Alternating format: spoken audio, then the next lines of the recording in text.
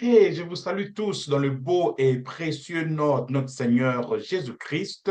C'est votre serviteur, le pasteur Sylvain Calombo, et je vous souhaite à vous tous la bienvenue à ce programme Un dimanche, une parole, ce temps où nous nous retrouvons pour partager ensemble la parole de Dieu. Je salue particulièrement ceux qui me suivent à partir des États-Unis et du Canada en ce dimanche de blizzard, tempête des neiges, où la plupart sont restés à la maison. Quel moment favorable, n'est-ce pas, pour pouvoir écouter la parole de Dieu. En ce dimanche et dans le cadre de ce programme Un dimanche, une parole, le thème que je me propose de développer avec vous est intitulé Le point de non-retour. Le point de non-retour. Vous savez, sur l'île de Gorée, il y a une porte. L'île de Gorée, c'est l'île qui servait de point pour transporter ou de point de rassemblement pour transporter les esclaves dans les bateaux qui les amenaient vers le pays, vers les Amériques, pour qu'ils là, et là qu'ils deviennent donc esclaves. Donc, sur l'île de Gorée, il y avait une porte, il y a toujours une porte jusqu'à aujourd'hui qu'on appelle le point de non-retour ou la porte de non-retour. Lorsque les esclaves arrivaient devant ce point, ils ne voulaient pas avancer, ils ne pouvaient pas reculer. Devant eux, c'était l'esclavage ou l'inconnu des Amériques et derrière eux, c'était les gardes qui les poussaient, un point de non-retour. Et frères et sœurs, Dieu ou la vie nous amènera tôt ou tard à un point de non-retour, un point, une situation où tu ne peux pas avancer, mais tu ne veux pas non plus reculer, une situation où il y aura des solutions que Dieu. Lisons dans les Écritures. Nous sommes dans Exode au chapitre 14, à partir du verset 10. Exode 14, à partir du verset 10, où la Bible déclare ceci. La Bible déclare ceci. Pharaon approchait. Les enfants d'Israël levèrent les yeux et voici les Égyptiens étaient en marche derrière eux. Et les enfants d'Israël eurent une grande frayeur et crièrent à l'Éternel. Ils dirent à Moïse, je vais sauter cette partie et donner fixer d'abord le contexte. Israël vient de sortir du pays d'Égypte en route vers la terre promise.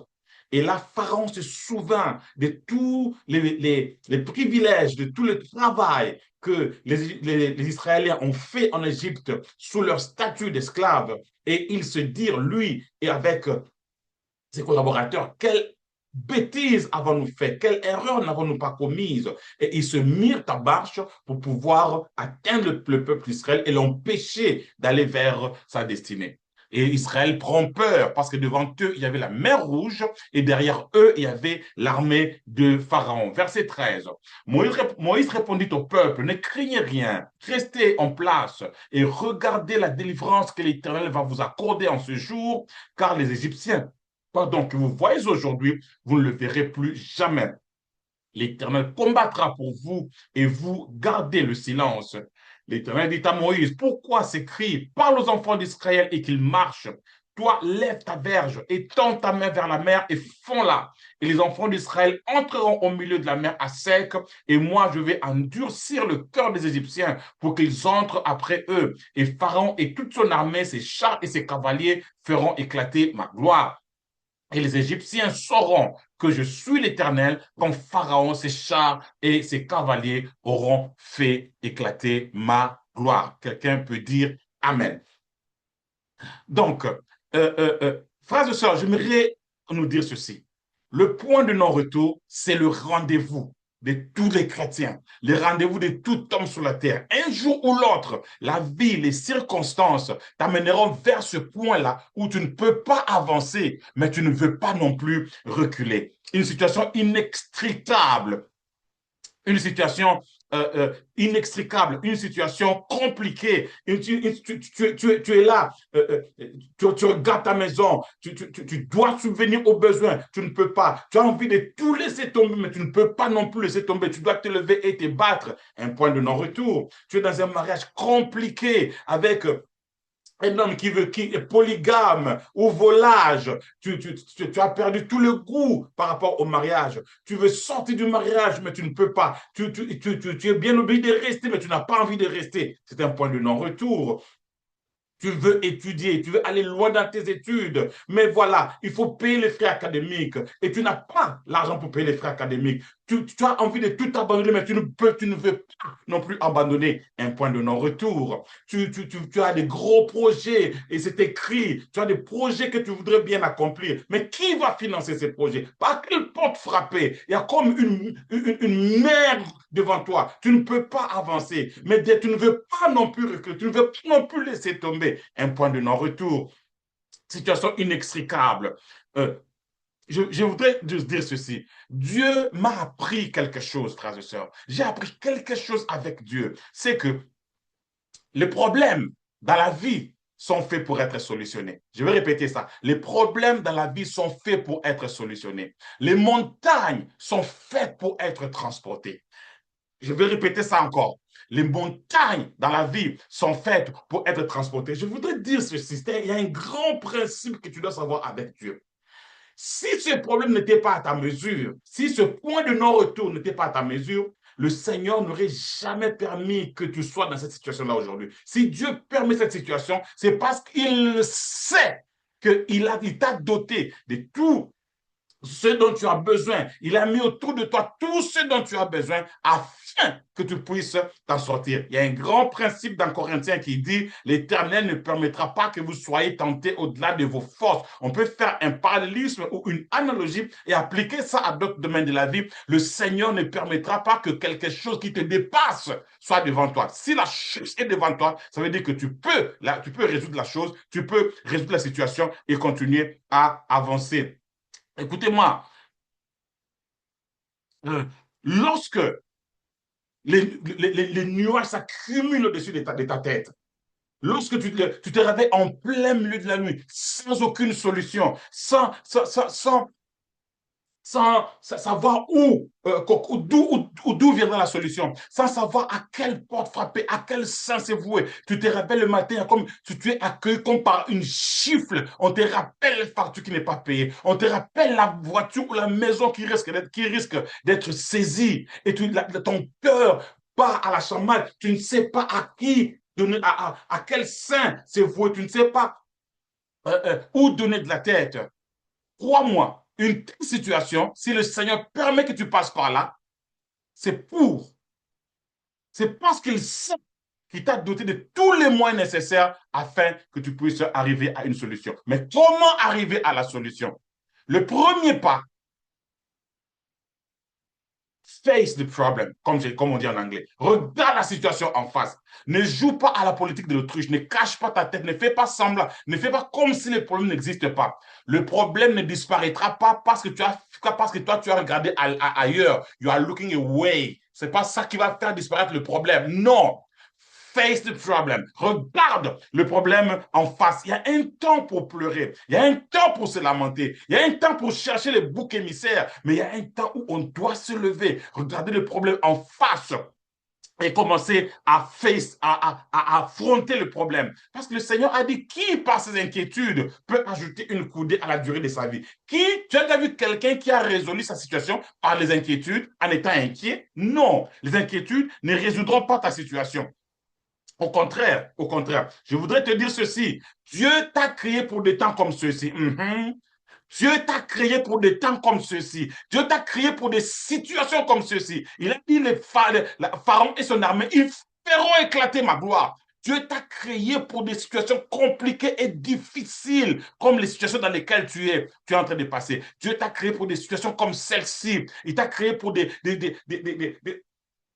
complications, des blocages, comme ce par quoi tu es en train de passer. Et Dieu veut se servir de ces blocages-là pour faire éclater sa gloire. Si les blocages sont nécessaires pour que Dieu puisse agir, que ta foi augmente et que les gens sachent qu'au ciel, le ciel n'est pas vide. Au ciel, il y a quelqu'un là-bas. Dis avec moi, au ciel, il y a quelqu'un. Et là, je veux te dire ceci. Regarde l'attitude de Moïse, l'attitude d'un leader. Alors que le peuple panique, il a des paroles motivatrices. Il a des paroles pour motiver. Il dit, ne craignez rien, gardez silence. L'Éternel combattra pour vous. Vous verrez ce que l'Éternel fera. Papa, apprends à dire ça à tes enfants. Apprends à prononcer ces paroles à la maison. Dis à ta famille, dis à ta maison, l'Éternel est avec nous. L'Éternel nous fera sortir de cette situation. Ne craignez rien. Dieu travaille avec nous. Dieu nous fera, il nous a fait sortir par le passé. Il le fera encore demain. Je dis souvent à ma famille, je dis, ce qu'on n'avait pas hier, on a aujourd'hui. Ce qu'on n'a pas aujourd'hui, on aura demain. Pourquoi nous inquiéter? Et des paroles, des motivations et des paroles pour encourager ta famille et relever les cœurs de ceux qui sont fatigués. Et là maintenant, pour arriver à la solution, ce que Dieu dit à Moïse, et Dieu dit à Moïse, qu'est-ce que tu as en main? Tu as un bâton. Lève le bâton. Écoute-moi très bien. Regarde bien ta vie. Dieu a placé le début de la solution entre tes mains. Il a placé un bâton entre tes mains. Moïse avait un bâton, toi tu as autre chose, tu as peut-être une capacité, tu as un skill, tu as un talent, tu as un don, tu as un contact, tu as quelqu'un, tu as une connaissance, tu as une dextérité, tu as chose que Dieu a placée en toi afin de t'amener vers la solution. Tu ne peux pas faire souffler les vents, mais tu peux lever les bâtons. Tu ne peux pas te faire nommer, mais tu peux prendre ton téléphone et appeler. Tu ne peux pas faire que ton nom soit sur la liste, mais tu peux entrer dans un groupe WhatsApp et essayer d'attendre qui de droit. Tu ne peux pas comment dire ça, trouver à faire que ton nom soit sur cette liste-là. Tu ne peux pas faire que toi, tu assistes à cette réunion-là. Tu ne peux pas. Mais néanmoins, tu peux aller déposer ton CV. Tu peux aller construire un très beau CV et déposer les CV là où il faut déposer les CV. Écoute-moi très bien. Il y a un bâton entre tes mains. Il y a quelque chose peut-être de dérisoire entre tes mains, mais le Seigneur veut se servir de cette chose dérisoire afin de t'amener vers la solution. Écoute-moi très bien. Écoute-moi très bien. Dieu ne t'a pas amené au point de non-retour pour te tuer. Dieu ne t'a pas amené au point de non-retour pour que ta tombe soit là, pour t'humilier. Non, l'humiliation actuelle précède la gloire qui est en train de venir. L'humiliation actuelle précède la gloire que le Seigneur est en train de préparer pour toi. Dieu ne t'a pas amené là-bas pour te tuer. S'il fallait te tuer, il t'aurait tué en Égypte. Il t'a amené devant la mer Rouge avec cette mer qui est devant toi. Cette situation qui semble insoluble. Les papiers qui ne viennent pas. On est en train d'arrêter les gens autour de toi. Tu crains peut-être on peut te déporter, te refouler. Tu crains tout ça, cette mer qui est devant toi. Dieu ne t'a pas amené jusque devant cette mer afin de t'enterrer là-bas, afin qu'on t'arrête et un beau jour tu te retrouves dans l'avion en train d'être déporté. Non, Dieu t'a amené jusque-là afin de faire éclater sa gloire. Et oui, il le fera. Il le fera. Il le fera. Un roi priait, il disait à Dieu, la louange, la poussière n'a pas de louange pour toi. La poussière ne peut pas te louer. Ne me tue pas encore maintenant, Seigneur. Ne prends pas encore ma vie maintenant. La poussière ne peut pas te louer. Oui, c'est le moment de se lever et c'est le moment de croire dans ces dieux qui fait ces choses. Et là, on voit, la Bible déclare, la nuée se déplace. La Shekinah des dieux se déplace et se met entre l'armée de Pharaon et Israël. Et Dieu utilise les éléments de gloire pour protéger son peuple. Il y a des moments où la simple louange sera ta protection. Il y aura des moments où la simple gloire, crier gloire à Dieu. Il y aura des moments où le simple frappe, taper les mains pour Dieu. Dieu va utiliser cela pour ta protection à toi.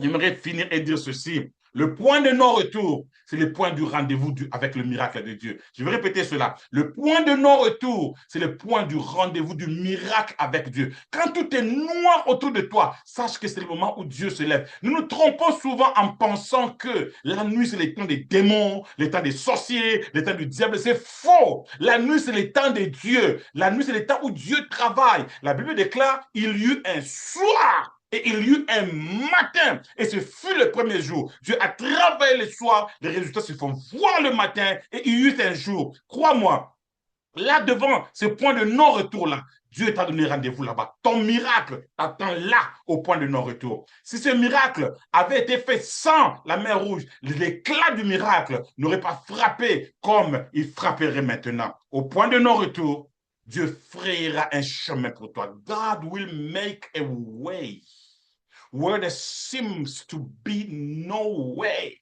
He works in way that we cannot see. Oh, il travaille dans des choses, des voies que nous ne voyons pas, mais il travaille. Il travaille. Je termine en disant à quelqu'un, au point de non-retour, Dieu t'a donné rendez-vous. Au point de non-retour, c'est là qu'il y a le miracle. Dieu t'a créé pour des situations comme celle-ci. Il t'a créé pour des moments comme ceux-ci. Bon dimanche à vous tous et que le Seigneur vous bénisse.